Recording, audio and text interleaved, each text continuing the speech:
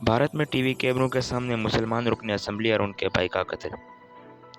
MLA Atiq Khan और उनके भाई अशरफ का पुलिस की हिरासत के दौरान मुसर्रह अफराद के हाथों कत्ल कानून की धज्जियां उड़ाने वाला वाक़या ये रियासत उत्तर प्रदेश में दिन दहाड़े पेश आया।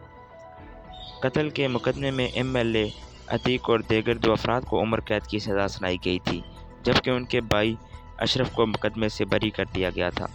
दोनों भाइयों को पुलिस हिरासत में मेडिकल चेकअप के लिए अस्पताल लाया गया। वापसी पर मीडिया से गुफ्तगू के दौरान गोलियां मारकर उन्हें कत्ल कर दिया गया। एक रोज़ कबल ही एमएलए अतीक खान के बेटे को भी एक मुबैना मुकाबले में कत्ल कर दिया गया था।